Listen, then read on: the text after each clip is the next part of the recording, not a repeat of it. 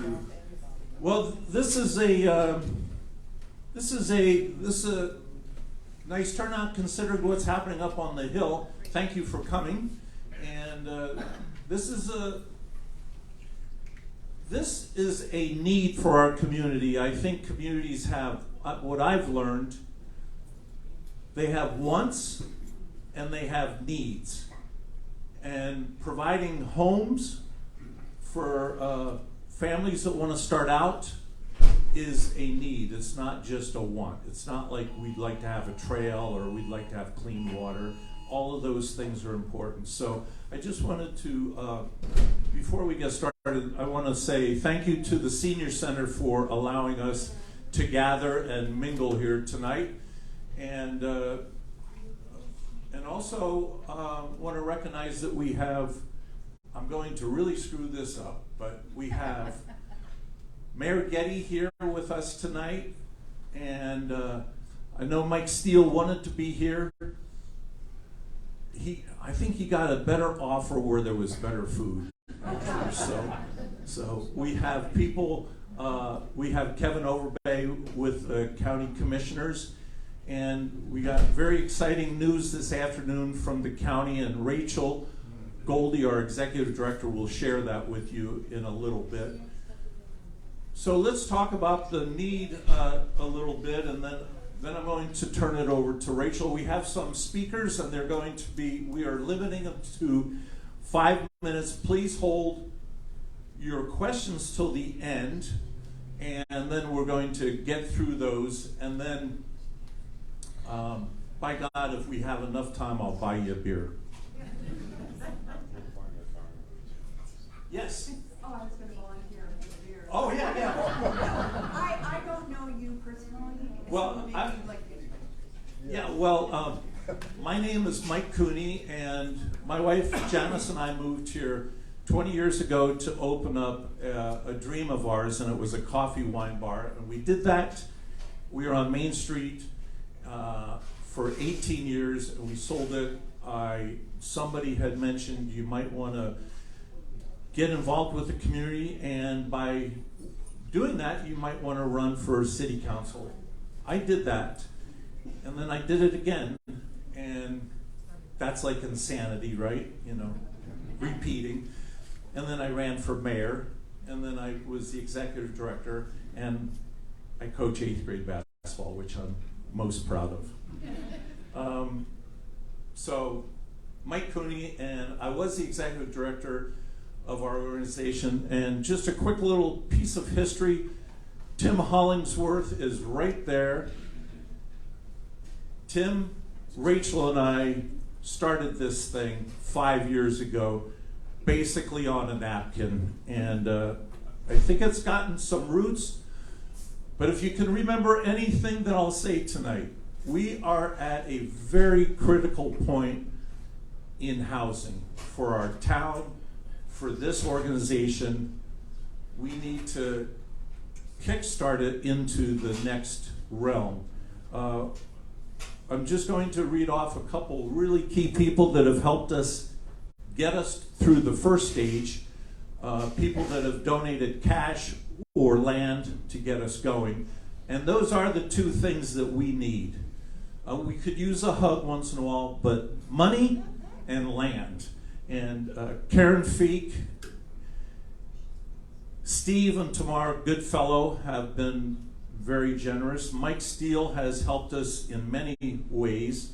The county, through the 3 commissioners, have been extremely good to us. And the city has been supportive. The Campbell's family has been great to us. They have been very creative. Vinda Luck has been very creative. They have a label called Abode, and a certain percentage of the sales of Abode come back to this organization. The Chamber has gotten behind it by supporting us for 10 years, which is great. The Chamber has supported us is supporting us for 10 years. I'd like to recognize Guy Evans. He's from the realty side of our valley, and I think it's really cool that a portion of every sale comes back to the affordable housing. K&L Homes built our first homes over on on Emerson, and they did them extremely well. And they did it at a very fair price so that we could sell them at $225,000. We'll talk more about some of the metrics of our town, and it's hard to get a home for $225,000. I'd like to recognize Bob and Rosemary with BL Chelan, and they got us started with the very first, which is full circle. John Olson and Steve Klein were on my ass as mayor. We need more affordable homes. We need more. Wherever I went, Safeway, wherever I went, there was Steve Klein. Wherever I went, there was John Olson. It's full circle. Steve Klein's house was purchased and then donated to us, and that's where Emerson is right now. And John Olson is here, and he's on city council. So thanks for pushing. And there's many more. But the key thing is homes don't have an R or a D in front of them. And isn't it refreshing in our current situation?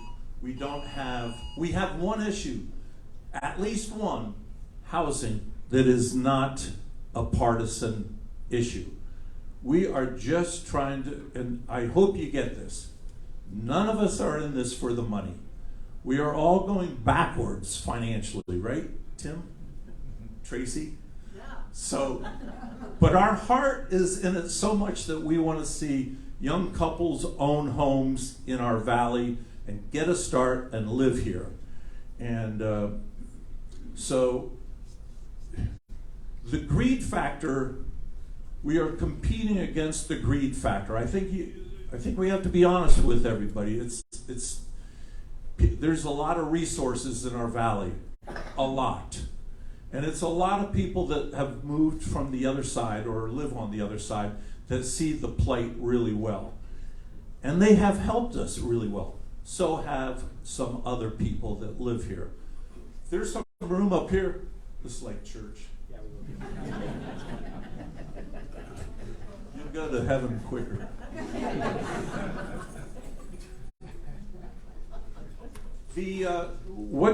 What do homes for young families or what do they do for a town?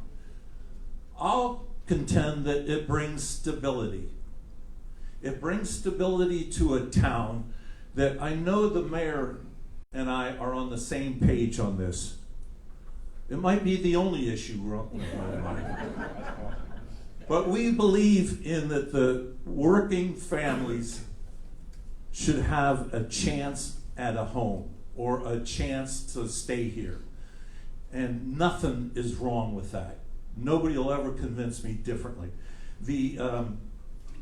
I believe that the stability also is something where you can raise a family, and that helps alleviate mental illness, all these issues, drug and alcohol or whatever.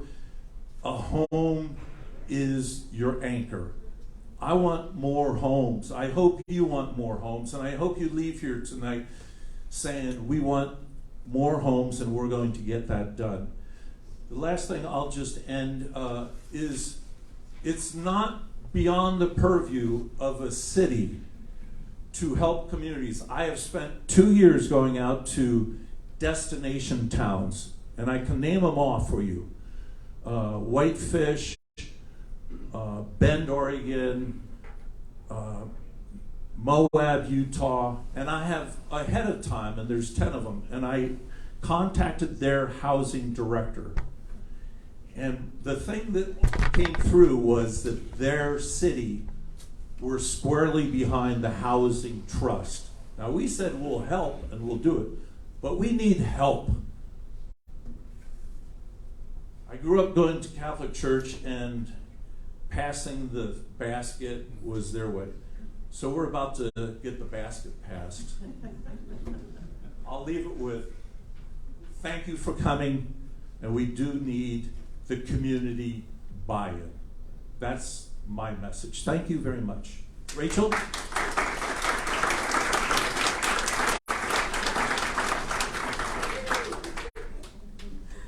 Thank you, Mike. I did not think through me managing the laptop and speaking. So maybe, can you click for me? Thank you very much. So next slide already. So I'm Rachel Goldie. I'm the Executive Director of Chelan Valley Housing Trust, who is an organization that was formed by some folks that wanted to build permanent housing for our local wage earners. So I want to start with some gratitude. So our last housing town hall was in 2017. Since then, we did a housing need assessment that identified the need very clearly. Our Valley Our Future has also done a valley-wide survey through Chelan and Douglas counties, and I'm going to share some of that data. We also identified some more funding sources. So the city came up with some. They came up with Operation Assistance and Affordable Housing Fund. We're looking at Arpa Funding to fund infrastructure for housing. Brad Hawkins, Mike Steele, and Chelan County worked together to include housing in an economic development funding source that we actually just received $189,000 for acquisition for. So thank you. Commissioner Overby's here. Thank you. Oh. Was that excitement? I'm not sure. And then we built some homes. So I think there's maybe more than this, but what I know of is that we completed 5 homes in 2021, sold those at $200,000 each to income qualified homeowners. They're now happily owning homes and building equity. And then Habitat, I believe, also built 2 duplexes on their Wapato Street property as well. So, slide please. So what did it do? House people that we really, really care about. We have seniors, we have government employees, we have people that work at local businesses, hospitality industry folks that really needed this housing, and now they have somewhere to call home when they probably would have had to move out of the valley. It also opened the door for future funding opportunities that the county and the city will talk about today. And it began a couple of partnerships that, like Chelan Valley Housing Trust and the Housing Authority, we've been talking with Habitat for Humanity now. We're putting together teams of how do we leverage our resources to make the most of what we have and build the most homes possible. Slide, please. So it's just the beginning, what we've done so far. We have so much more work to do. We know that we're looking at near 0% vacancy rate, which means nobody can find any housing and it's not affordable to them. Businesses are closing. We all saw that Riverwalk had to shut down their operations because they can't have people working for them because all of their people live in their families' homes and have to go home at the end of the season. So the city and other folks have identified that they can't attract qualified candidates to the valley because there's no housing for them, even in well-paid positions. We have a labor shortage for essential services such as healthcare. And then we have a lot of people living in doubled homes. So doubled homes means that your aunt and uncle live here and now you're living in their 2-bedroom and you have your family with you as well. Or you're living in a trailer with 5 people. So too large of household sizes for the home type. And then we're also seeing homelessness. So slide please. Thank you. So Our Valley, Our Future is a group out of Wenatchee that does valley-wide, so it's Chelan and Douglas counties. They do a survey every year, and they just had a conference about this. And so I'm just going to share some of the data that they released from their surveys. How important is housing? Everyone in the Chelan and Douglas county said, hey, it's pretty darn important, and I think everyone here would agree. Slide, please. That was pretty simple to explain. Median home prices have increased by about 70%. Do we think that's an issue? Absolutely, yes we do. Do we think the free market will handle it? No, not right now. No, I think we've decided that we need help. And who's responsible for this? And I thought this was really interesting, is that we have housing industry, we have government, we have large employers, landlords, the free market, and then nonprofits. And I think we're talking a lot about what the nonprofits are doing today, but I think we can talk a little bit more creatively about how these other sectors can help out. So the most striking thing, if you want to hear some sad stories but really eye-opening, read the comments from the Our Valley, Our Future survey. There's a scan code over there to read it online. It is striking to hear what people are going through. So people are considering relocating, obviously. They're forced to move because their rent is increasing. Their wait lines, so they join a wait list for housing authority, but they're on there for a long, long time, and I'm sure Kevin knows a lot about that. Their housing vouchers have been rendered useless because landlords won't do it. Home prices are over double what average earners can afford, so they're stuck in the rental they're in, and oftentimes that rental is unaffordable to them.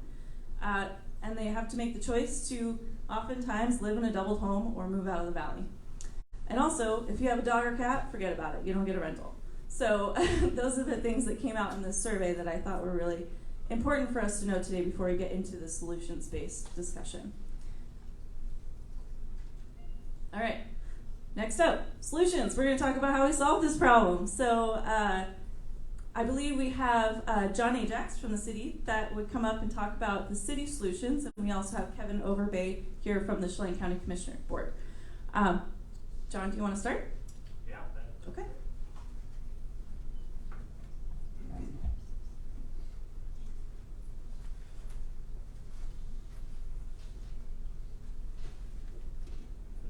Hello. Hi.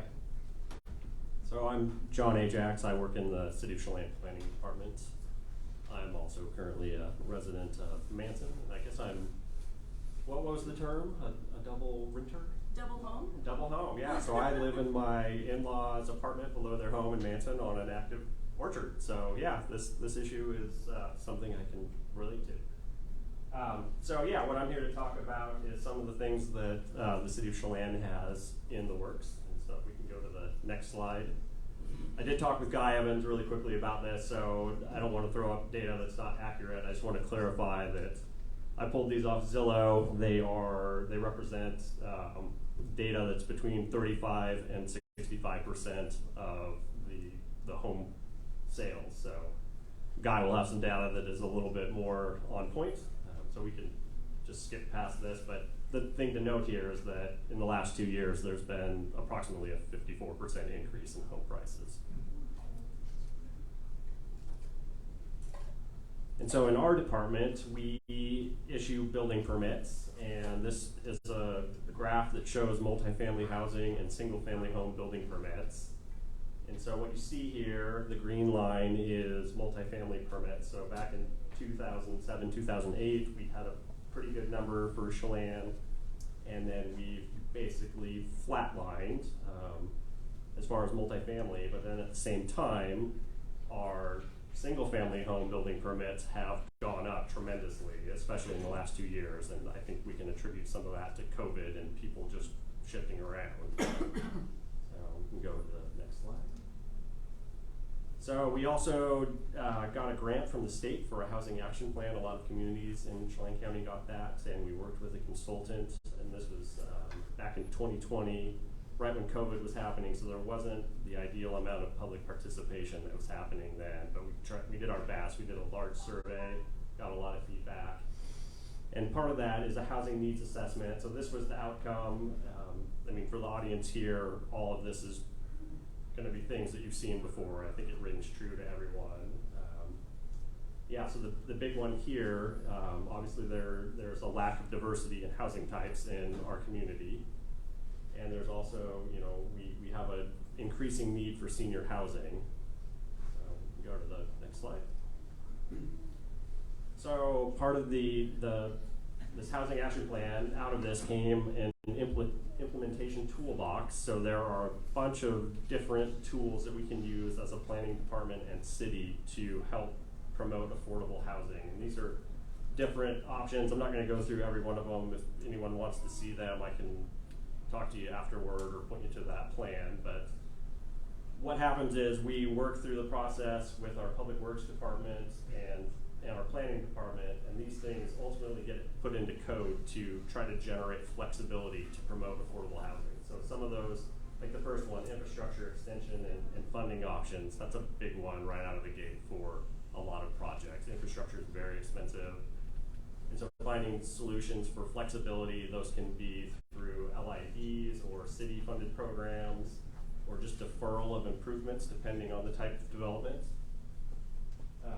Yeah, so that cleans up with the deferred or reduced system development charges, so water and sewer connection charges, that sort of thing. Again, these all have to be qualified. They're not available to every developer, so you'd have to provide a need.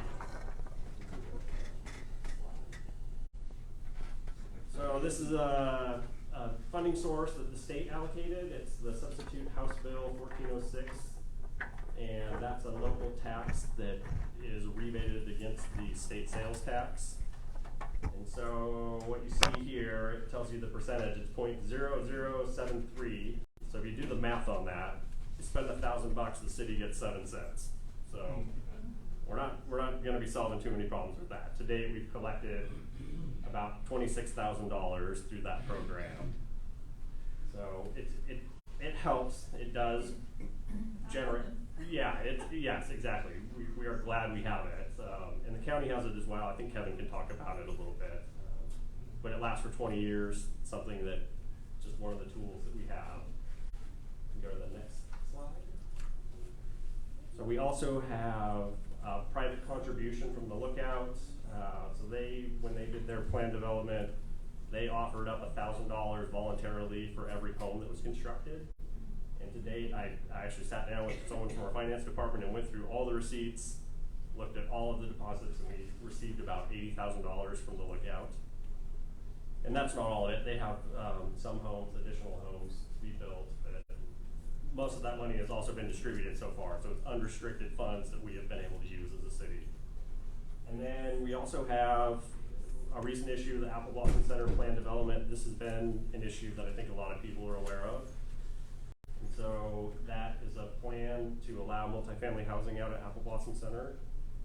And a part of that would be up to 36 units to be rented at 80% or less of the area median income. And that would be for 50 years. And then there is also a component of senior housing. And that project is still moving forward. So that development agreement will have to be amended.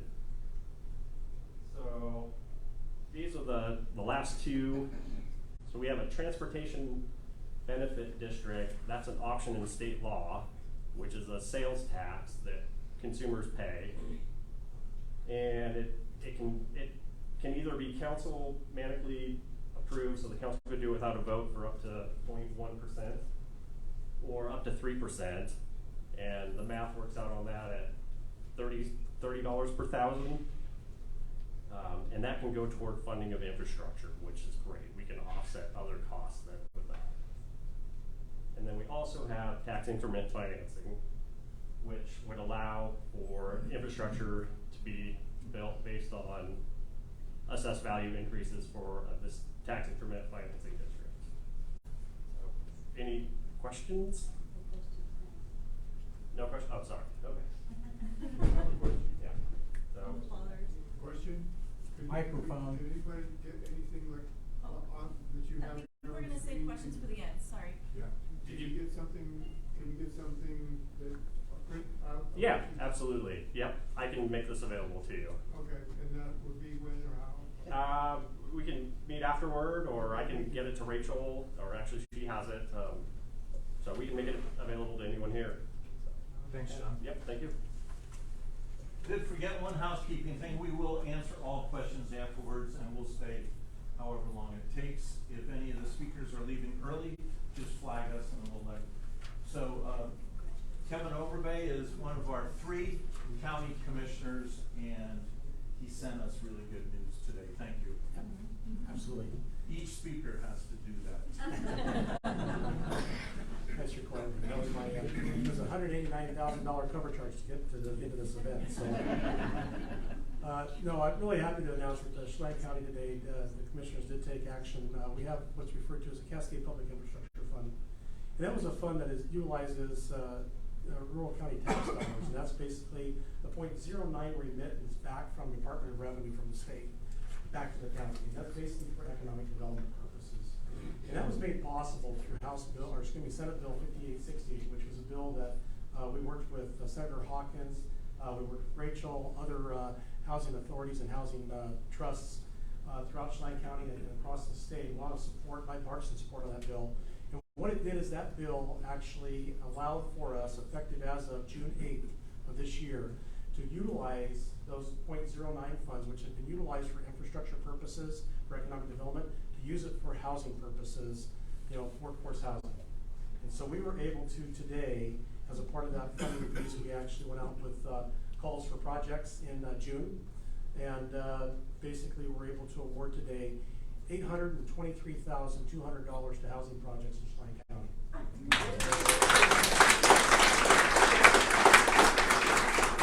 The two other recipients are Upper Valley Men up in the Leavenworth area, Upper Valley area, and the Wenatchee Housing Authority, basically Chelan County City of Wenatchee Housing Authority received funding as well today for that piece. And we're the whole idea was housing is really the primary concern for commissioners, because housing has an impact for everything. You heard Mike talk a little bit about that before. It's one of those pieces that when we look at this, we are always trying to find a way to streamline processes. The legislature provides funding opportunities to counties, and not all of them are tax opportunities as far as increasing property taxes or sales taxes. But what they do is they put these really heavy sideboards on the funding pieces that they allow. So with a lot of the funding pieces, I've got 6 of them listed here. The .09 I just talked to you about, we just had the ability to do that up to 120% area median income. So that is workforce housing. We have 2060 funds, which is called the Affordable Housing for All surcharge, which when you pay a document fee for recording, basically $13 out of every document fee goes into that fund. But that one has a restriction of a 50 AMI, so 50% area median income. That funding can't be used for anything, above that. But what we were able to do is work with our housing authority and our housing trusts, and the county basically said, we're going to take that. We couldn't have done it without the collaboration of the mayors in Chelan County. All the mayors came together because each one of them was receiving a little bit of funding out of that to kind of curb homelessness in their particular area or work on housing projects. But each one of the mayors came collectively and said, you know what? We would like to draw that funding back, and we would like to give that because each one of you has a housing trust or a housing authority that serves your area. And we can actually make better use of those funds. So all the mayors agreed. We entered into a new interlocal agreement. The county received that funding back. And I will tell you that just this last year, we were able to provide $20,000 operating expenses out of that funding source to each one of the housing, to the housing authority and each one of the housing trusts for the next 3 years. And so that's going to assist them. And that's because all the mayors came together with the commissioners and said, this is a big deal in our county. We want to do this. So my applaud to all the mayors that came to the table with us and made that agreement.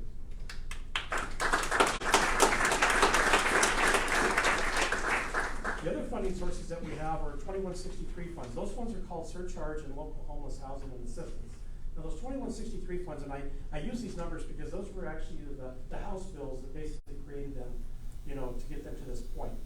But the 2163 funds are $62 of your recording fee, then goes for basically homeless outreach.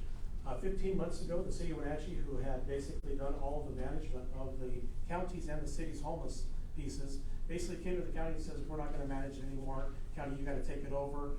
It was in the middle of the RFP process, a request for proposals, and we're like, oh wow. So we were able to stand it up in 6 weeks. We hired Sasha Slayman from the chamber to come over and help us out with that. She's been absolutely fantastic. And not one level of service, programmatic piece or housing element for transitional housing, permanent supportive housing, or rental assistance fell by the wayside. We were able to meet all of our obligations in that 6-week time period.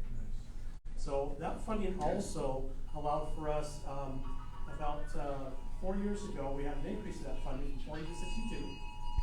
And that funding allowed for us to basically work with Catholic Family Charities. They actually were able to leverage that funding. We made a 4-year commitment to them at $181,000 a year, and they were able to build St. Jude's Landing, which is, if you've been down to Wenatchee and used to ever go to the drive-in, on the backside of where the Viewdale Drive-In used to be, there's an apartment complex now, has 68 units. That was because we were able to leverage that $724 to a $15 million grant from Commerce to build that facility in South Wenatchee. So that's another piece that we have. 1277 funding is a brand new piece the legislature imposed upon us on the recording fees. It's an extra $100. We are receiving some of that funding back right now. but they really don't know what they're going to do with that future funding. It's at an 80% AMI, and basically we're hoping that we'll be able to get that to 120 and use that funding to actually put into more housing pieces. And then of course John talked about the 1406 funding.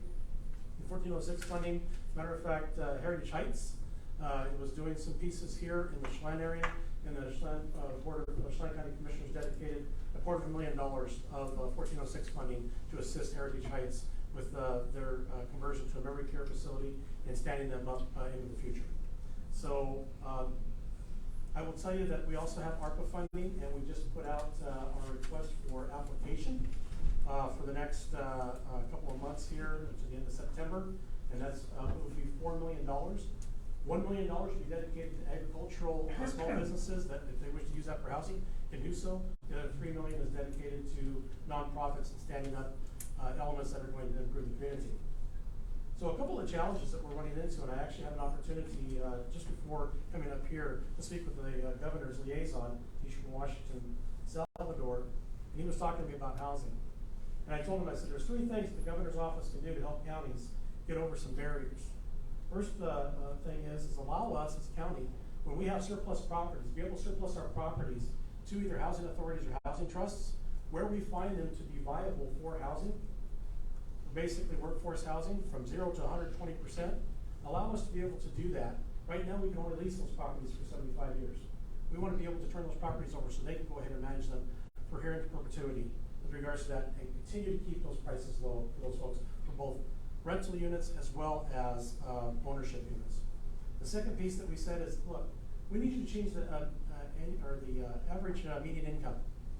So that area median income, basically, that we are kind of bound with on all of our pieces, we need you to turn around and we need you to follow suit with 5868 and make that 120%. That's from 0 to 120%. That will open up opportunity for us to be able to use this funding sources for the work that the Housing Authority and Housing Trusts are doing. And we need to be able to make that available to do so. And the third thing that I told him is, when you look at government fundings, prevailing wage is always tied to that. Please make a prevailing wage exemption for housing projects up to 120% AMI. If you do that, we can basically take that funding, thank you, we can take that funding and we can go twice as far with it as what we currently can go right now. So those are the 3 elements that we asked the governor's office to sponsor. I basically made that pitch today. I know that I probably have overstepped my 5 minutes, but I want to kind of share that stuff with you folks today, and I will be available for any questions that you have of me after the event. So thanks. Thank you, Kevin.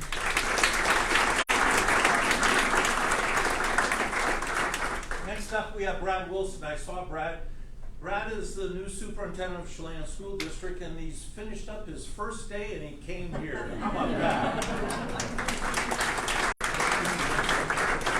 I'd like to, if you could, I want to recognize our board members. They're all volunteers, and please stand.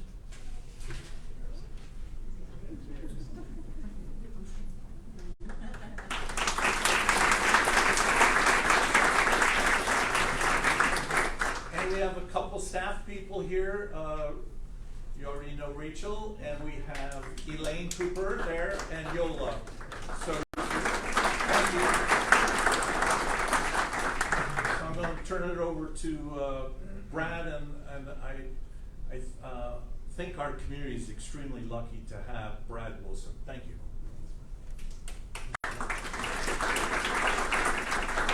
Thank you. Unfortunately, I think I come with more needs than solutions. Bear with me, but I think it's important everybody understand from a school district perspective how this is such a big issue for us. First of all, it always starts with our students and our families, and you know, even if they don't have to leave the area, just if they're having to double up or if they have housing insecurity, that greatly affects young people and their ability to learn and feel good in a comfortable spot. You know, if that's dominating their brain, they call that trauma, and that makes it really hard for them to learn, or they don't know where they're going to stay every night, or if they're thrust into a situation where they're, you know, sleeping on a living room couch or on an air mattress, as they have to combine families. And the even worse step is when they can't afford to live here anymore, and they have to move away from the area to other areas. What that does is school districts in Washington are funded based on their enrollment, the number of students in our school district.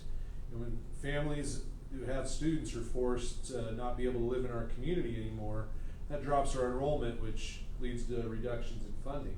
When that happens, it affects everybody who's left, because the less funding, that's the fewer programs we can offer, and the less money there is to go around. So it's not just affecting those people that are forced to not be in our school district and go to our schools anymore. It can affect everybody else who's left if we continue to see declining enrollment, which we have for probably the last 5 years or so. Looks like it might tick back up right now, but it is a concern. Then the next level is our staff. Our ability to provide a great education for our students, which I think we do greatly, depends on our ability to hire outstanding educators, which I think for a community and a school district our size, we are so fortunate with the educational workforce we have, both certificated teachers, administrators, and classified staff, those people that work in the kitchen, drive buses, clean and maintain our facilities, and work in classrooms. But when, if it's somebody from outside the area, which generally speaking is usually what we're talking about with teachers, and they look at, am I going to be able to afford to live there? If they're, a veteran educator coming from a different area, the chances they have a family, and they're looking, can I afford for our family to relocate to Chelan and to have a place to live? And that'd be the type of people that are looking probably, hopefully, to buy a house, not just get a rental. So it's becoming more and more an issue every year. We have a full staff, and we're able to fill all our positions this year, but I mean, we're talking like, let's get the one person that we're hoping to get, or not having an option of what we're going to do. So it's a big deal for our ability to hire and retain that quality workforce. And they're not, looking for, super low level cheap, but it needs to be affordable. And a lot of times both, family members do work, but even now it's getting a chance, even with a challenge, even with dual income families, of finding a place comparable. The reality is we get, I'd say, most of our candidates from Eastern Washington, so it's not like they're selling $1 million homes on the west side that generate a ton of equity when they come here. Like our ag teacher just moved from Ritzville. Can you imagine the housing cost difference from Ritzville to Chelan? But she's passionate enough about being here and excited. She made it happen, but it's a challenge. Then the third piece that is looking way down the road about our community is the ability for our graduates who want to remain in Chelan to go off, further their education, and come back and be part of our community. I think when we have this housing challenge, it creates a potential for brain drain almost, where our best and brightest start coming back to run businesses and work in our economy and be community leaders and business leaders. Because we have some tremendous students, that graduate and go off and then take things to a whole nother level with how they further their education. And we want a situation where they can come back and be part of our community, in our business community, our service community, our school district community. And if they don't feel like that's an affordable option for them, they're not going to come back here. So that's a big part for the long term. Do we want our best and brightest that want to maintain a role and be part of our Chelan community to be able to come back? And there has to be some housing options for them to get started when they get to that point in their life where they want to return. So that's how we're seeing things a little bit from the school district. Mike, I apologize. They're calling me about using the community gym as an evacuation center and some things with the fire, so I'm not going to be able to stick around and answer questions, but if you just email me or at wilsonb@chelanschools.org, it's all on our website, or call, I'd be happy to elaborate on any of those things I talked about or any other questions you might have. So, thank you very much.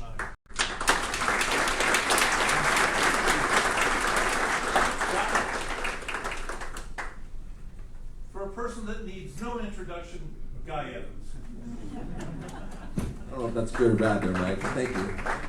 So good to see everybody. I have been knocking around this place since I was born in 1971, and actually got to help a family sell a home recently, and it turned out that their grandpa delivered me. So that was a first in my real estate career. I'm just going to share the stories we all know, but just in a graphic way. This is the median price of a home sale, and it's going back 10 years. So you can see it was down between 300 and 400,000 for a good stretch, and 2017 kind of crossed into the $400,000 range. And then, no surprise, during COVID, it just really took this dramatic jump up. 66% in basically 2 years from this point to that point. And as I was preparing these notes, the term seismic came to my mind, seismic shift. We're not going to see this go back. People are crazy and wanting out of the west side, and they're coming here. This is a story we know. So this is a reality that we now must contend with. Next slide, please. And this is kind of looking at it from the other side of the coin. So this is a stat showing the number of homes for sale that are valued at $400,000 or less. So you can see it's kind of interesting because we have the Great Recession back here, and things are kind of getting back on their feet. And then you see a ton of homes hit the market where people are saying, hey, finally prices are coming up again. I want to go ahead and sell. So that's what you see here. And then pretty much from 2015 on, it's just been down, down, down to where, I think today, I looked it up, there's 3 homes for sale that are under 400,000. 1926, 1942, and 1955 were their build dates. And they're all about 1,000 square feet. So not practical for a lot of families, and certainly requiring a lot of updates, to say the least. I am going to get to 2 bright spots and then turn it over to the next speakers. The one thing I did want to put on the radar is that I am a big supporter of the Housing Trust, and it fills a great need. There also is kind of I don't know if you've heard the term food desert. That's like an urban area where there's no grocery store, and it's hard to imagine folks living in that sort of condition, but it happens. I think we'll have a housing desert for those that want to buy a house that are making more than $120,000, but not near enough to afford a market rate. And that kind of already exists today. And so that's something we'll want to keep on our radar, in addition to providing homes for those under 120. Some bright spots, 2 of them. One, 5 years ago, the community approved multifamily out near Walmart as a part of the comprehensive plan update when Mayor Cooney was in office. Last week, as John mentioned, the City Council brought the Apple Blossom Center PDD zoning into alignment with the underlying zoning, so that allows for multifamily. And this is going to bring apartments at scale. That's the term. You saw we had 25 units, we had 14 units, and then nothing on the green line that John showed. We need 200 basically to get back to a place where a tenant has some viability in terms of negotiating price. And so luckily there's some projects on the horizon that will go a good step towards that. The last bright spot that I wanted to share, and it's the source of where these slides came from, is I presented to the Rotary, which I'm a member of, in March, an idea, and I just wanted to see if the club was interested in taking this on. The good story is they are, and so as we get a little more bandwidth, hopefully we can roll it out here in the next year or 2. But the idea is this: if you have enjoyed some equity growth in your home, and you care about this community, and you realize that it's not about making every dime going in your pocket at the end of the sale, whenever it is you sell your home. The idea is that you would voluntarily say, I am going to put a condition upon my home that would stipulate that when I sell it, 1% of the proceeds goes to the Chelan Valley Housing Trust. Now that's great, and it doesn't matter if you sell your home in 5 years, 10 years, whatever it is, that's a little bit of money that's going to trickle back to the trust.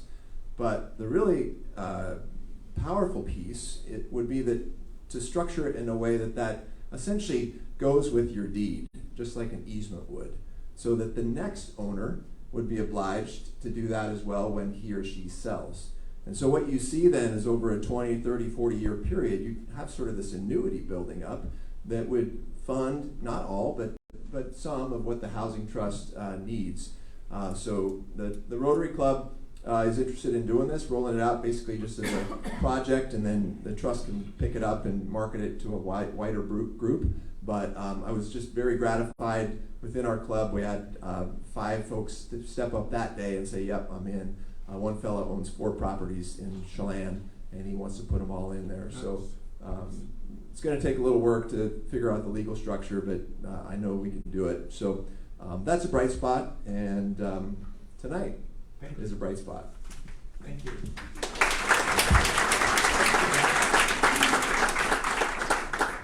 One of the things that we have received a little bit of pushback on is that we are solely in business to build permanently affordable homes. And just so everybody gets the model, we own the land. We're out looking for land. People donate land, and then we build homes and we sell the structure, and it's a fee simple, much like you go to Charlie's Bank or any bank and get a loan and you own that home. We take a third of the cost out of the equation by having the land, and the land stays in the trust. So I thought I'd throw that out there.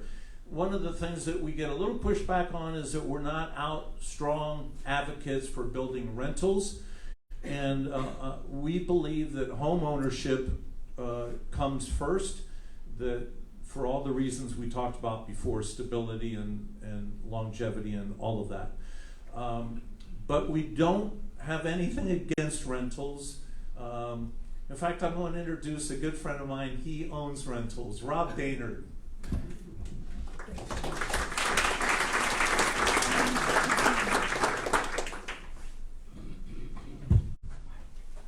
Good evening, everybody. I'd like to just give you a little background. We own apartments in Chelan, 20, and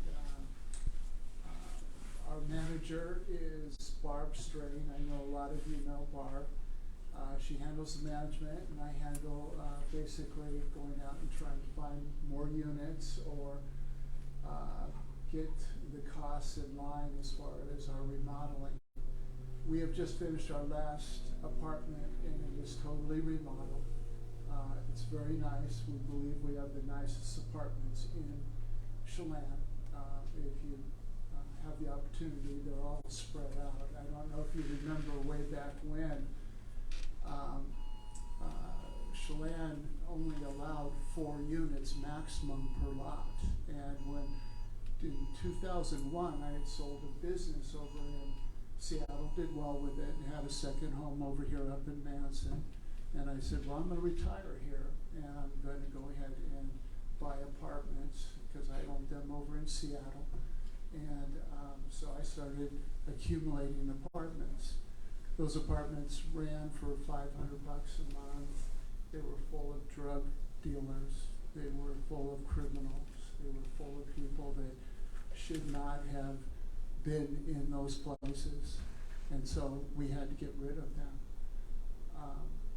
We did it pretty successfully, starting in 2001, but as you know, in 2006 and 2007, and I'm not trying to play my violin here, we got annihilated because we went out and bought these apartments. And guess what happened in 2006 and 2007? All of a sudden, all the money that we invested in these apartments were worth half. And I had a full head of hair when I started. I remember that. Thank you. So now we got as high up as 44 units between Chelan and Wenatchee. But because of the economy, we had to scale down while people were giving their apartments back and houses back to the banks. I refused to. So I felt like you make a deal, you pay up. So now we have these units. They're 2-bedroom. They're some are 2-bath, some are just 1-bath.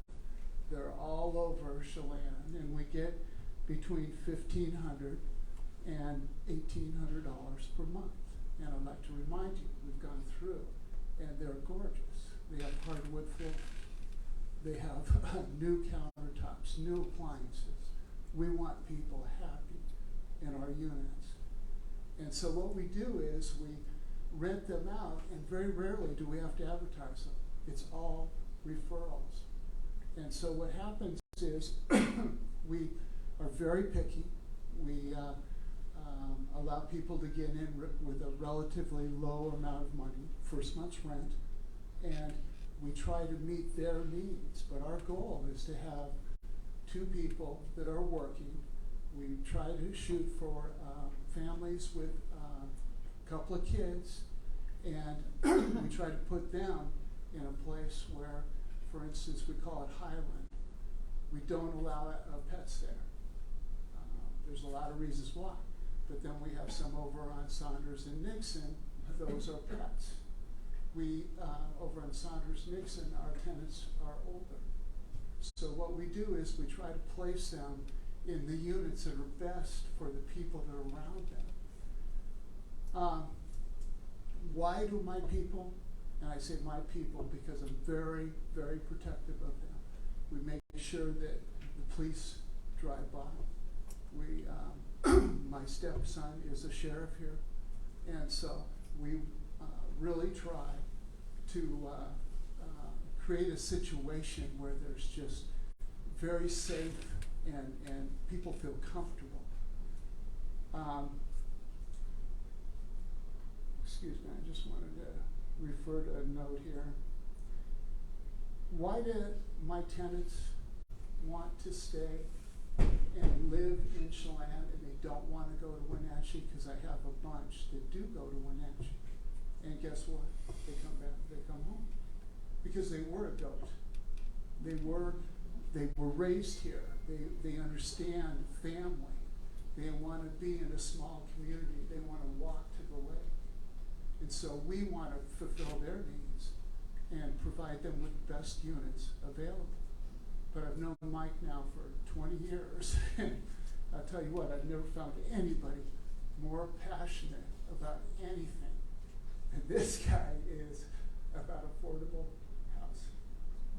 So anyway, that's about it. Barb, can I ask, do you have anything? How about when they become open, how long are they on the market for? A day. And it's how many people would be waiting for a unit? Generally 5 to 6 families. We are really trying to emphasize and help the single people that are living together. Right. Thank you. Great, thank you. Thank you, guys.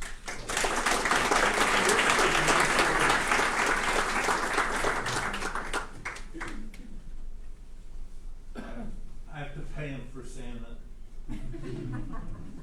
We're going to turn it over. We have, what would this town be without nonprofits? Think about that. I lay awake. No, I don't. But I think how great our town is because of all the nonprofits. Are we going to have each person? Okay. How about we have Chelan Valley Hope come up first? No, go ahead. Can I go first? Oh. Sorry. Rachel Goldie with Chelan Valley Housing Trust. Give it up.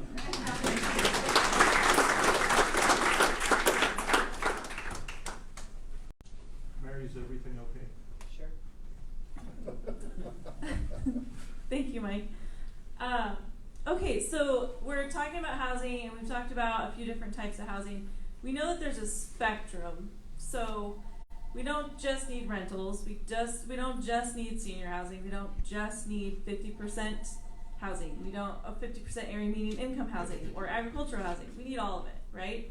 And so I'm gonna tell you about our role. So we primarily serve up to 120% area median income. So we tend right now, because we're young, to sell in between 80% area median income and 120, but we really hope to move that lower in the future. So what so we're working in this single family homes on smaller lots. So this is a part of the Our Future data point. So this is one of the questions that they asked: which of the following options do you support for your community? And so they give all these answers. A big one was subsidies for low and moderate income residents. The other one was, of course, more rentals that allow pets.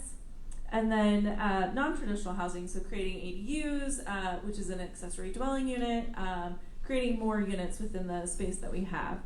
But what we do is we build new units or rehab old units in order to provide a new dwelling for income qualified homeowners.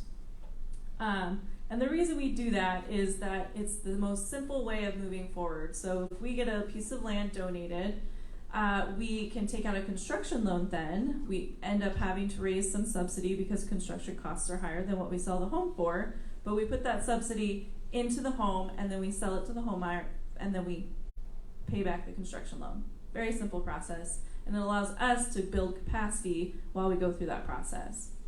So our homes are attainable to anyone making under 120% area median income. And we're thinking about the long game here. So it's permanent affordability, and I'll explain that in a minute. We care about people building equity. So a lot of folks don't want their monthly paycheck to be going straight to a landlord all the time. So they want to start building their own equity. And we care about maintaining the initial subsidy, so the grants that we're getting right now for infrastructure, for construction, for the long term. So we want to make sure that that investment lasts for future generations. Slide, please.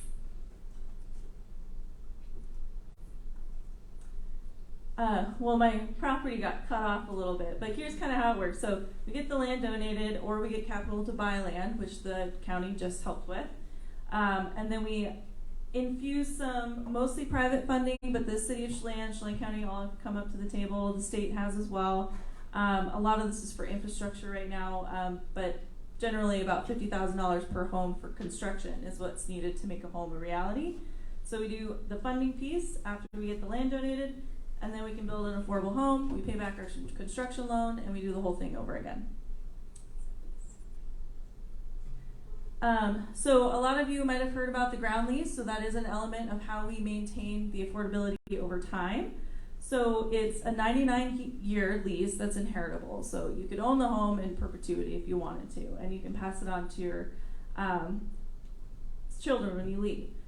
But what the lease does is that we own the land. So the trust owns the land. It stays in trust in order to maintain affordability over time. So when that homeowner, so they own the home, they purchase the home from us, but when they go to sell in approximately 7 years or whenever they go to sell, the equity is capped at 1.5% compounded annually. And the reason for that is that we looked at historical rates over the last 10 years and we said it's about 2% increase. We want to leave some wiggle room, so we chose 1.5. And it gives the owner some equity, some appreciation, modest appreciation, but it also ensures that in 7 years, 10 years, when that person goes to sell, that the next person can come in and afford the home. So it's attainable to the next generation of buyers. It ensures modest appreciation. And then it also ensures that the investment that we put in the very beginning is maintained over time. So it doesn't get lost into the market through a high sale price and then going out and that we never see that home again. So what Chelan Valley Housing Trust has available now, we have Emerson Village. We built that in 2021. I think we talked about that already. But we have 8 local wage earners in those homes now, hospitality workers, government employees, bookkeepers, healthcare workers, agricultural workers, and entrepreneurs. So, and we've got kids and we've got seniors in there, so it's a really nice spread actually to represent what we're trying to serve. So that's Emerson Village right there. It's right behind City Hall. And this is a nice quote from Mark. He's one of the owners. And it's just a good reality check. So $20,000, he could have gotten a hotel room instead, like $20,000 more. That's what he would have gotten. Now he has a brand new home, and he's paying down and he's getting equity. So he's pretty happy with what he has. Their utilities are and mortgage payment included. So everything included on their monthly payment is $1,200 a month.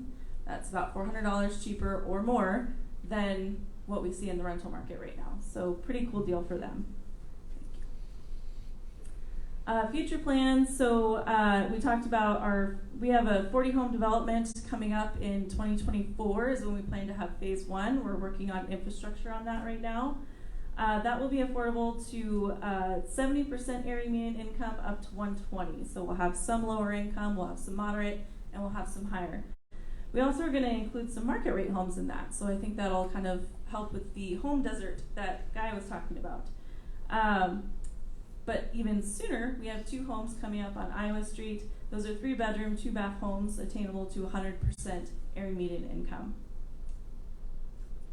Thank you. So looking ahead, if we look at the next 5 years, our total budget for Chelan River Heights and Iowa Street combined equals about $10 million in need. So these projects are not cheap. We need a lot of money to complete these projects. So if it's not us, help someone else. Please try and fund housing however you can, or donate your time however you can help out. We want to support local wage earners, and we want permanent housing stock for the people that work here and make our community whole. So that's Chelan Valley Housing Trust in a nutshell. And thank you very much to the people who have already contributed.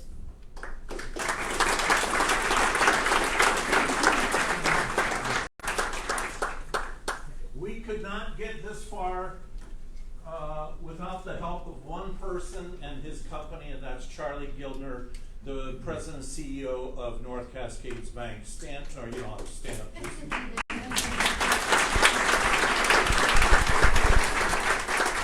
At every turn, he has been there to help our organization, and we appreciate him very much. Next up is, are you with Hope? All right, good. You ready? Chelan Valley Hope.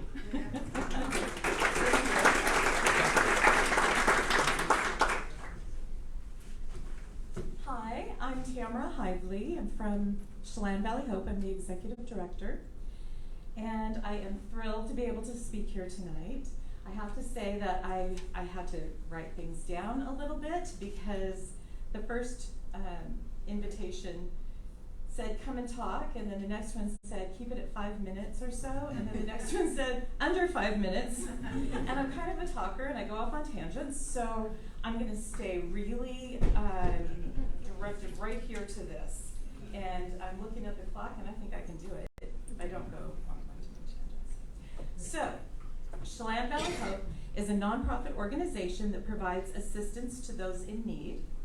We serve, this is something that you probably don't know, is that we serve Chelan, Chelan Falls, Manson, Waterville, Bridgeport, Mansfield, Entiat, and Arundel.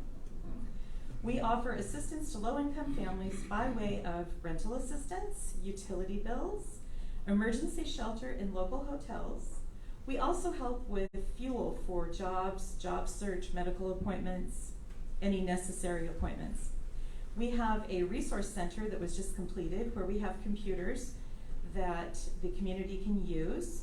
We keep community information available, and we also have volunteers that can help clients put together resumes, help them sign up to get phones so they can get calls back when they've gone to a job interview.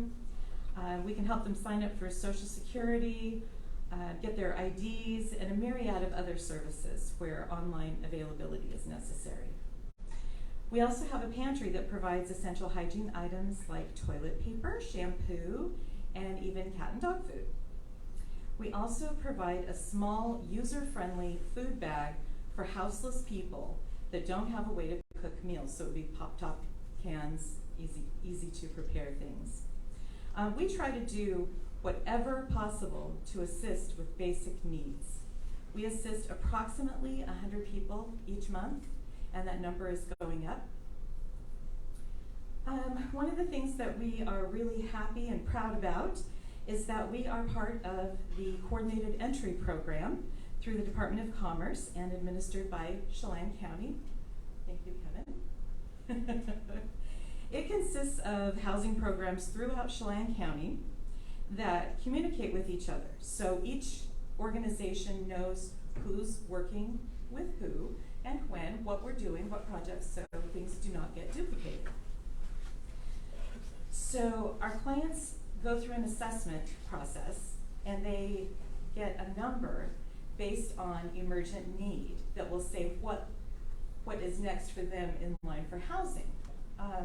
Sometimes that can go fairly quickly, but sometimes it really can take a long time. So before I go on, I'd like to let you know that I am learning to use the terminology, and I think you heard me say it already, houseless instead of homeless, unless homeless is the title or in the name of a program. So houselessness is not having a safe, secure place to stay or live. Homeless means that you don't have any dwelling, no camp, no place to stay. you wander. So we use the term houseless because that is the term that the population we serve chooses to use. It is not new terminology to the houseless community, but it's new to some of us. So I'm also trying to work on that. Okay, so back to coordinated entry. One of the projects that they do is called the point-in-time homeless count. That's where you can say homeless, not houseless. And that is when agencies in Chelan and Douglas County go out into the community that they serve and count how many people do not have homes. In February, we went out and counted 5. Now, we work with a lot of houseless individuals, so we know that there are more than 5, and that just happened to be how many we saw that day. We got another opportunity early this month, and we decided that we needed to do a much better job of reaching out to those people that we've worked with. These are people that are unseen and invisible. It is the connection and trust that we have gained that make people feel safe opening up to us at Chelan Valley Hope. When we really started talking to people and they realized that, hey, we're trustworthy and we're not trying to hurt anyone and we're not trying to get them kicked out of their living areas, we just needed some information. People started talking to us. We went to all the places that we serve, plus there was a place above Manson, McNeil Canyon, Antillon Lake, Washington Creek, and loads of other places. Then people even started reaching out to us with other places to go. They started talking to each other, and word would get back to us. So we had 3 days with 6 staff, that was volunteers and staff, and we covered more than 700 miles. We identified nearly 100 houseless people of various ages, ethnicities, and backgrounds. We were able to count 56 during that 3-day time period because that was the time that we had, the time frame. But they kept coming, and we kept hearing more and more. And so we know that we actually had nearly 100, and I have no doubt that there are many more than that. We know that there is no shelter or transitional housing in Chelan. So we have to rely on hotels, which are becoming more reluctant to work with us. I understand that. There's various different reasons for that. We could send people to other cities, which we feel is unethical, and most won't leave the place that they know. If they grew up in Chelan, they don't want to leave Chelan. The only other thing that we can do when we can't find them housing is give them tents. So we now keep tents and sleeping bags on hand. So in those situations where there is nothing else, that's all we can do. We at CVH have discussed the possibility of transitional cottages for those on housing wait lists. However, the need outweighs what we would be able to do. I mean, we could only put maybe 4 or 5 near where we are, if that, unless we go to something bigger. So that would be a little bit of a Band-Aid on a really big problem. So the 3 pressing issues that I can identify right now would be housing for people that live and work here year-round, housing for temporary workers, and housing for the houseless. I want everyone to know that we are absolutely on board with partnerships that will help in this crisis. This is all 3 of these. I hope that this town hall can bring the community together to find some clear solutions. I know that it's going to take time and energy and lots of discussion, but it's important that we all come together and figure out what the solutions are, and we definitely want to be a part of that. So if you have questions, I will be here afterwards to answer. I brought our new brochures and a stack of them right over there. Was that 5 minutes? Might have been less. Pretty good. Thank you very much. I think it was a metrics.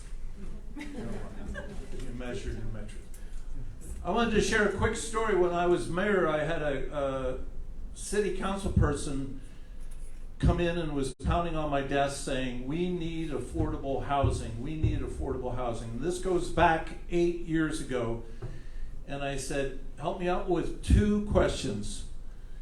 Define it and tell me the first 3 steps. And it was a blank stare, and about that time in our community, that's what you got from everybody, including me. You couldn't define what affordable housing was, which we've done. Rachel really has done it. Tim has done it. And then we have shown that we know how to build homes and deliver them at $200,000 and some thousand. Next up we have is, do we have? Housing Authority, Kevin. All right, Kevin. Kevin, nice to see you again.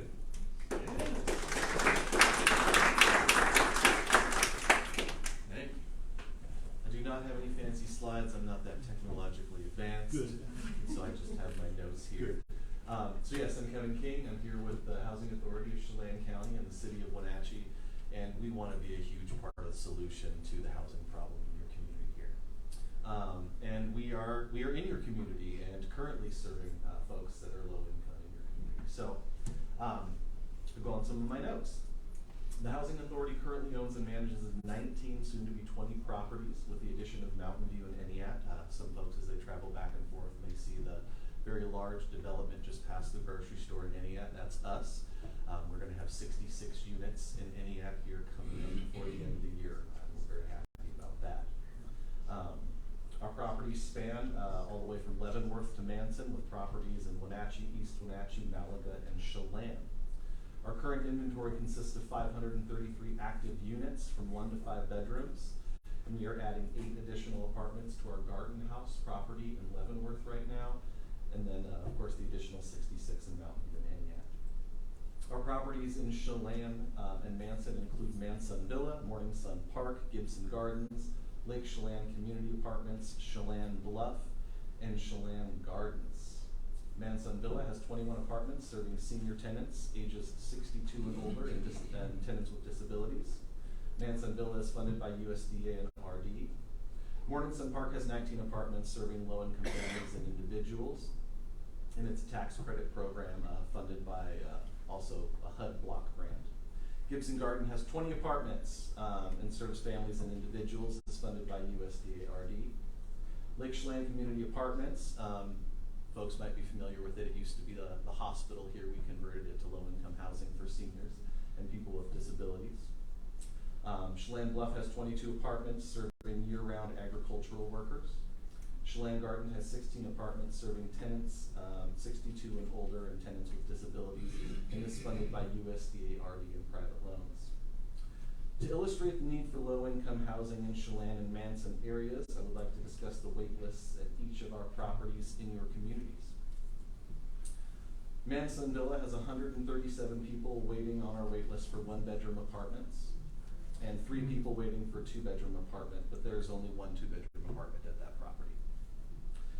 Morning Sun Park has 3 people waiting for a 1-bedroom apartment, 9 for 2-bedroom, 5 for 3-bedroom, and 1 waiting for a 4-bedroom and 5-bedroom apartments. Gibson Gardens has 215 people waiting for a 1-bedroom apartment, 61 waiting for a 2-bedroom apartment, 33 waiting for a 3-bedroom apartment. Lake Chelan Community Apartments has 34 people waiting for a 1-bedroom apartment. And Chelan Bluff has no one on the waiting list, and has had 1 apartment sitting vacant for a little over a year now.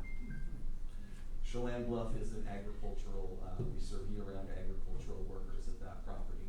One of the things that we're seeing in the Chelan and Manson area is a decline in the need for agricultural rentals. And we're also having a really hard time with getting people to qualify that are year-round agricultural workers. One of the big things we saw is a large increase in people's pay last year. Most of it was due to people working overtime, not necessarily an hourly wage increase, but lack of agricultural workers in the area caused a lot of the local people here to work a ton of overtime, and their income disqualified them this year. And so we're having a really hard time also leasing up the agricultural units. Eniat is an 80% year-round ag worker property. And so we're looking for agricultural workers in the local area. If you know anyone, send them our way.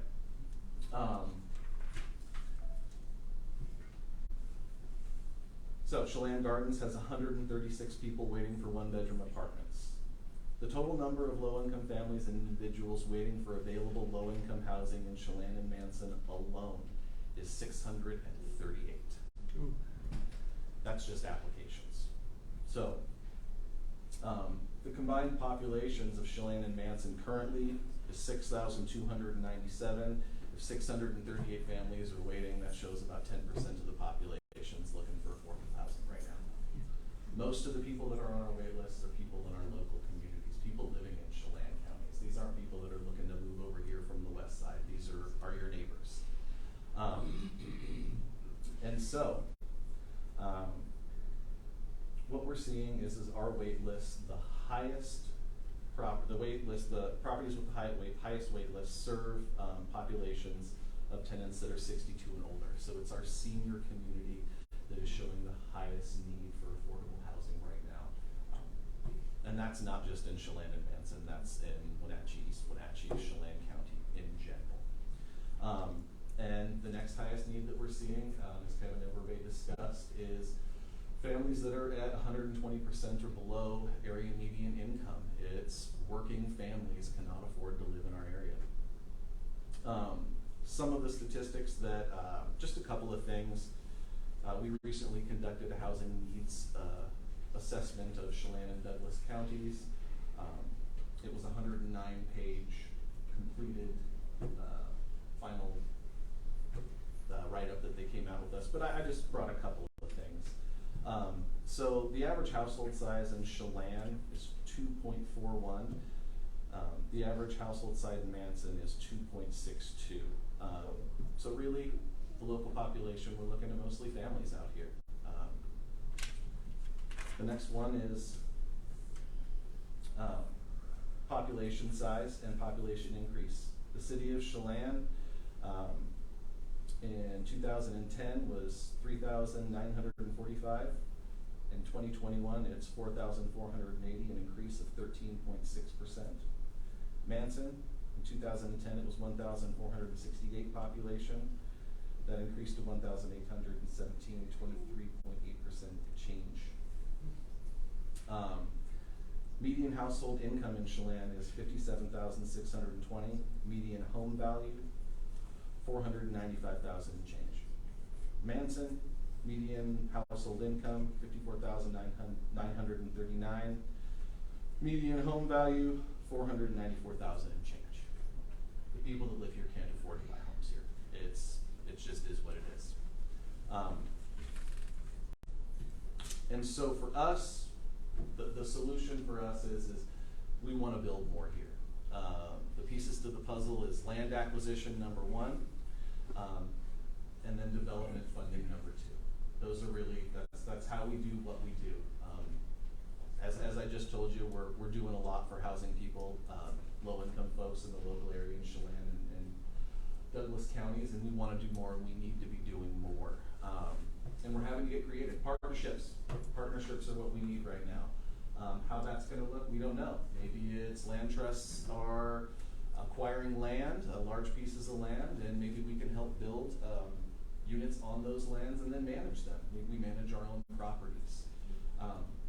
Right now, Leavenworth has really identified a very similar need to what Chelan and Manson, they're kind of fighting the same battle up there.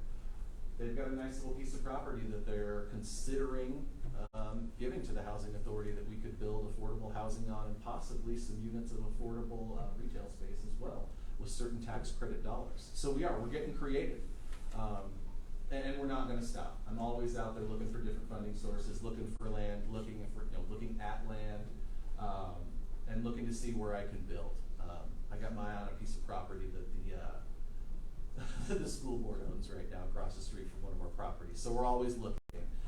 So if anybody's got land, if anybody has ideas for funding, come get with me. We want to do more. That's all I got.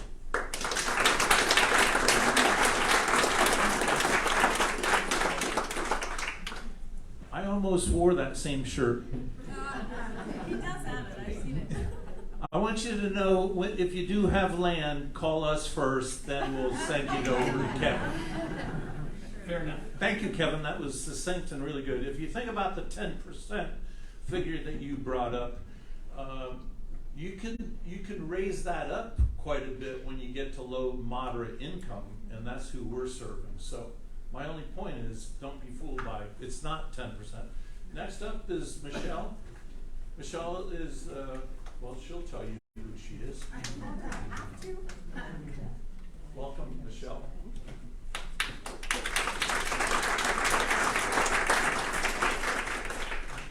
I'm going to introduce myself. My name is Michelle Fanton. I am the new Executive Director for Lake Chelan Habitat for Humanity. Many people are familiar with Habitat for Humanity in general. So we're an affiliate of the International Association. And what that means is we have that same mission, which is that by helping and partnering with families to build stable, affordable housing, we can enrich both their lives and our communities. Because one thing Mike did mention earlier, when you have stability, then you have that ability to move outwards from yourselves. You can invest in education for your family. You can volunteer in your community. You can be an effective worker in your business and your workplace. But until you have that stability, you're so set on filling basic needs that you can't outreach from yourself. And a big part of Habitat is partnering with those families. So when we build a house, we say we, because the families and Habitat and our volunteers are working together to create that home. There are really just 3 requirements that we have when a family is selected to be a Habitat family. The first one is a need. We've talked a lot about needs tonight. The big needs that we talk about with Habitat is whether they have adequate housing. So that goes back to that, are there many families in one house? Is that housing healthy to be in? Is it accessible if somebody has a disability? Is the house affordable? We've talked a lot about affordability, which is a huge critical issue in our area.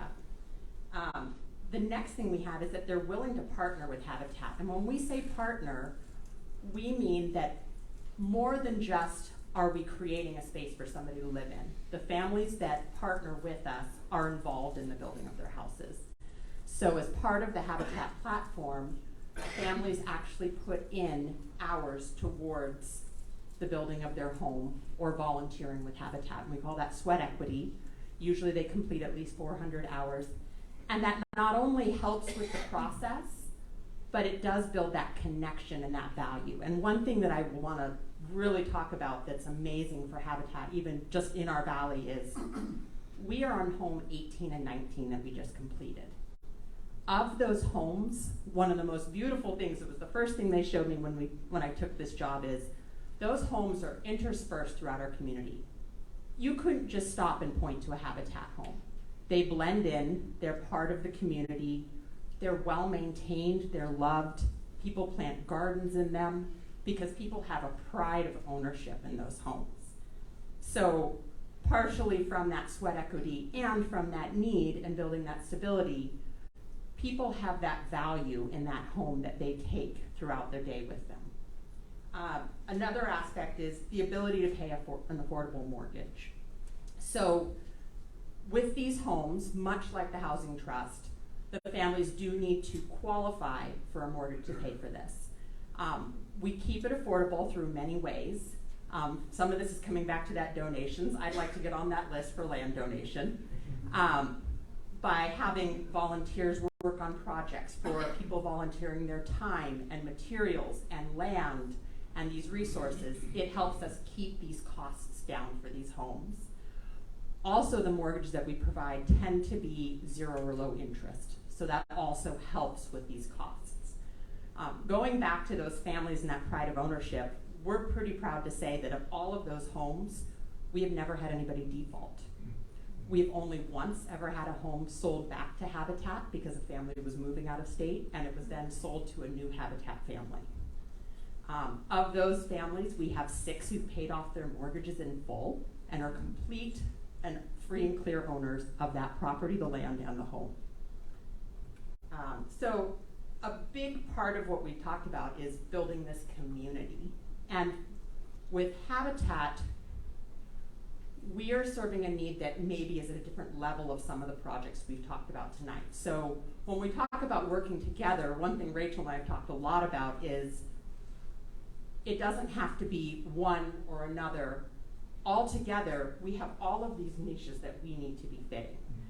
With Habitat, our income range is under 60%, so we're serving a lower end of that as long as they can afford that mortgage and they're below 60%. That is the qualifying range for Habitat.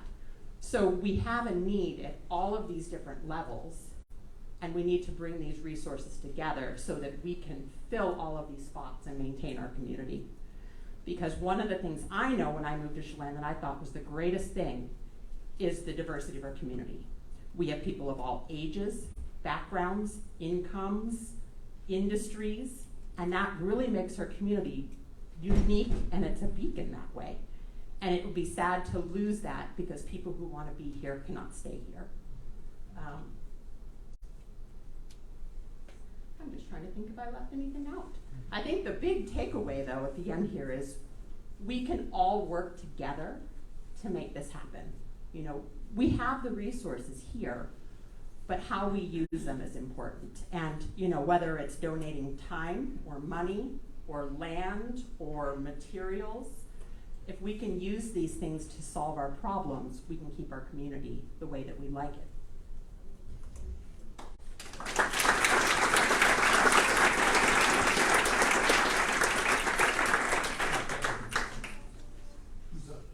Timmy from Heritage. I should have said this in the very beginning, but if you came to learn about buying a home, one thing is really cool, no matter what income level you're at, you can always stop in at the Housing Trust. And Rachel's time, she's very gracious as far as time to spend with you and get you pointed to the right level of housing and all of that. So think of Housing Trust as, or any of us. But you're not going to get a home tonight. So if you want a home, sign up and just get in the queue so when we start building homes, you'll know about that. I want to just make one comment about donors. I camp quite a bit up in the North Cascades, and I stop at Hank's Market. And I'm not sure if many people followed what happened up there, but I stopped in on Friday afternoon and I saw Hank Conrad restacking pork and beans on it, and that guy at 84 works every single day, every hour, I swear. And I said, Hank, I just wanted to say thank you and give him a thank you card on behalf of another CLT for donating 12 acres of land downtown for the Meadow Housing Trust. And his comment, he looked me right in the eye and he said, I've worked here all of my life. This community has been very good to me, and it's time for my wife to give back to the community. And I thought that was so cool. So I have bumper stickers being made. We need more Hanks. So we have Timmy, please come up. Timmy Starkweather is here to enlighten us.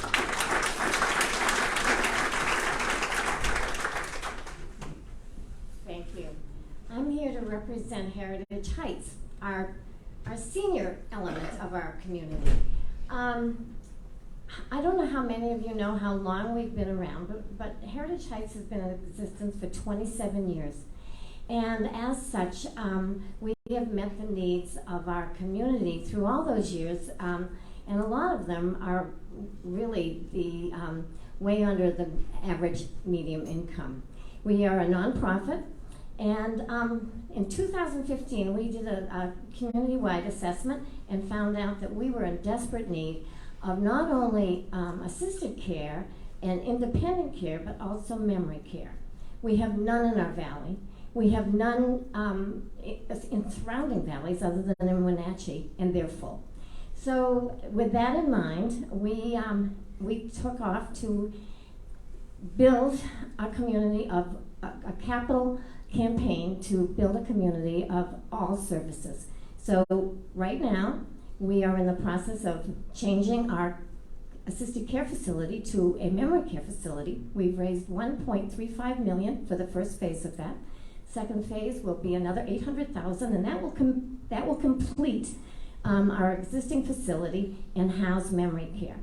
Having said that, we also have a need for our assisted and our independent people, and so we entered an agreement to purchase a hotel out in Manson that we're supposed to close on in October, which will allow us to move some of our assisted folks out there. That creates another 40 units.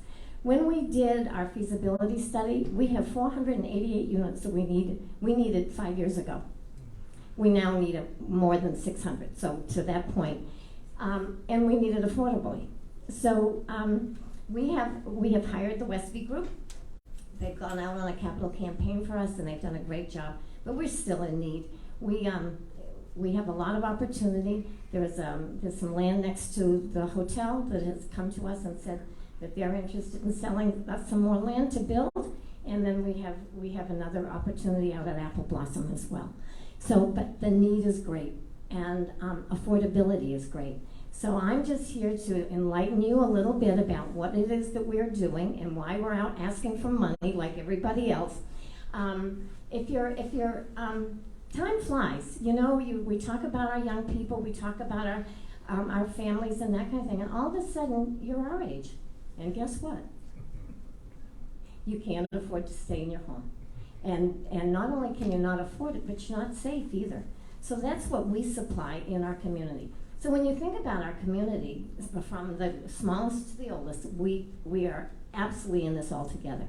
And I just thank you for the opportunity. I brought some printouts for you, so if you want to know more, please just grab one.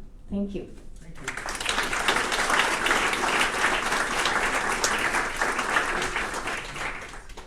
We're going to open it up for questions, and I want to thank Dennis Rom from Lake Chelan now. Oh yeah, we'll get to that. Do we have the cordless mic? Dennis? Yes, we have two. Dennis is recording it, and if you ask a question, it has to go through that mic, and Rachel is going to answer all the questions. Or we'll tag team it. Just one side note, I was the executive director. She is now the executive director, and I think we made a step up. Two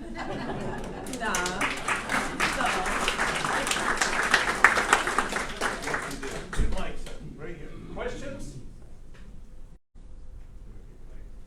Yes, please. Yeah, using mics would be great. Actually is going to be for you.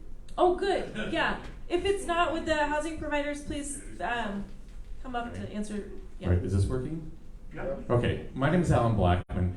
The question I have for you is the sale of the trust housing units. Now, the trust maintains ownership of the property, correct? And then the purchaser, I suppose, the family owns the home. And you said there is a 1.5% per year equity, I guess, retention that they get to keep. Is that so far my understanding? I guess my question is, when they sell the house, I mean, is there a limit on, let's say they buy the house for $200,000 and they sell in 5 years, are they limited by anything on the amount they can sell the house? Because the idea is to give it back to another affordable income home. Right. So what happens is that, so we sell the home, they purchase the home, and they get a mortgage and everything else, but we lease the land to them on a 99-year inheritable lease. That lease stipulates that when they sell, the appreciation that they gain is 1.5% compounded annually. So, for example, Emerson homeowners this year earned about $3,000 in equity. So when they went to sell, if one of them wanted to sell after 1 year, they would go sell, and they can only sell for $203,000. So they don't get market appreciation, but they get something. Yeah. Okay, I just want to be clear on that. Okay, so yeah, people aren't thank like you. taking advantage of the system. Okay, thank you. Absolutely not. Yep. It looks like we only have. Another thing that we get questions on is once you buy the home, you can't flip it, and you can't short-term rental it. So there's no gaming the situation. it's a home ownership. Yes, Charlie. I could yell loud enough just to your question too. Not only does the homeowner gain the 1.5% annual appreciation, but the interest rates that they get on their home on a 30-year loan are low enough that they gain more than that annually in equity by paying down the principal of the loan. Thank you. There's a double gap.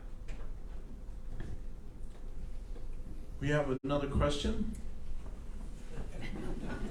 I'm a real runner. Hi. Well, this has been really kind of depressing to understand the incredible need. But I guess one of the questions I had, and I think it was Mr. King, who talked about. If you could speak into the. Who talked about over 600 people currently on waiting lists. Where are they now? Where are they living? A lot of them are doing the dual household thing, living with family members, living with friends, living in unaffordable places. I can't tell you, a day doesn't walk by that someone doesn't walk into our office in Wenatchee over off Methau Street and tell me how they need housing, how they're living in a fifth wheel. I just had say an aging couple come in and they're living in a fifth wheel with their grandchildren who they have custody of, and they need housing. It's 110 degrees outside. And so, as you said, some parts of that are pretty depressing when I have to tell them I don't have a solution for you today. The best I can do is have you fill out applications. Turn your applications in and get on a wait list. And sometimes that wait list is 237 people. It's hard. Good question. It's hard to have to tell people that. Do we have more questions? One thing I hope comes through is we put this town hall on, but we did not dominate the discussion. We invited all providers of housing so that we could have a full circle. I hope that came through. Tim? So I guess one of the things that came out, years ago was the percentage of employees that are commuting to Chelan from 30, 40 miles out. And I'm wondering if, that's to me one of the biggest benefits is if those people don't have to drive 40 miles. Right. Do we have any newer metrics on the number of people that are commuting from outside the area? I've been thinking about that, Sam.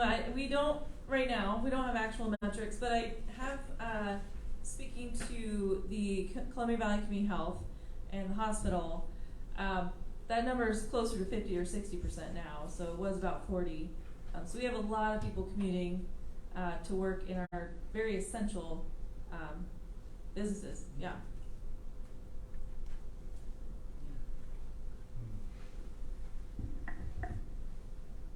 Ask yourself one. I was just reading one of the statistics that I had here from our study. It was a jobs to housing ratio, and for Chelan, it's 0.7. In Manson, it's also 0.7. And so that kind of helps illustrate that there are not as many houses as there are for working individuals available. And so it definitely makes it so people have to commute into these communities. Thank you. So there's a lot of market forces going on that led to the housing shortage we're seeing right now. One of the big ones, of course, is that the basic industry of the valley, I'm sure you've all seen, has shifted where we have a lot more tourism, and that tends to bring in people who are consumers. They consume houses without working, in the valley. A lot going on, but I do know we put a lot of money into advertising tourism here, which continues to kind of put the squeeze on the housing supply. This isn't the answer to everything, but maybe not a bad idea to stop advertising so heavily. Just throwing it out there. Well, geez, what a great question. Come back tomorrow. I will make the comment, the chamber has been gracious to us, and they have donated $100,000 to our organization to get affordable homes built.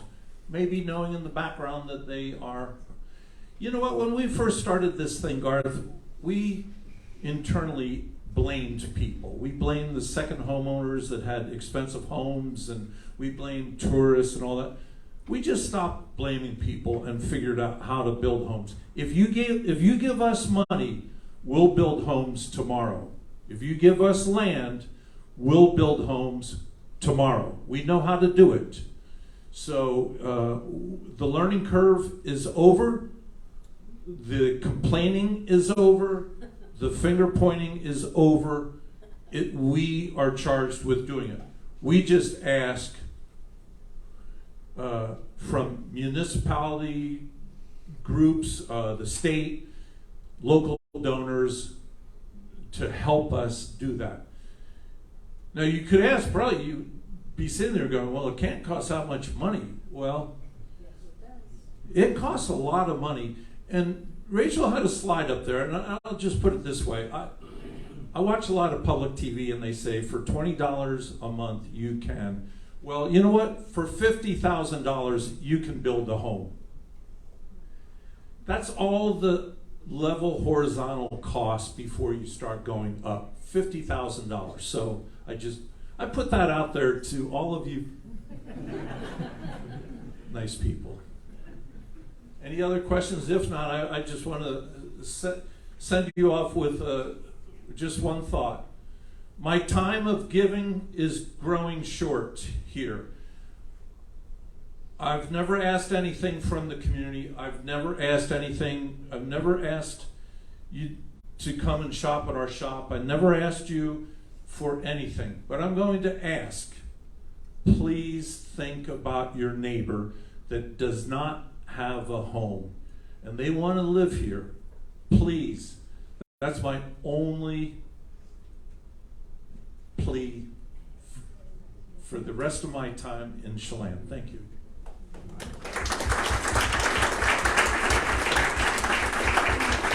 you, everybody. Thank you to the speakers.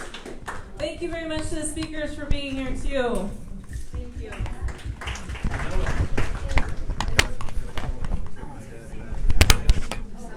And that completes the town hall meeting for the Community Housing Trust. You have heard from many of those involved in trying to serve the housing needs here in the Lake Chelan Valley. We hope you enjoyed watching this evening here on Lake Chelan Now.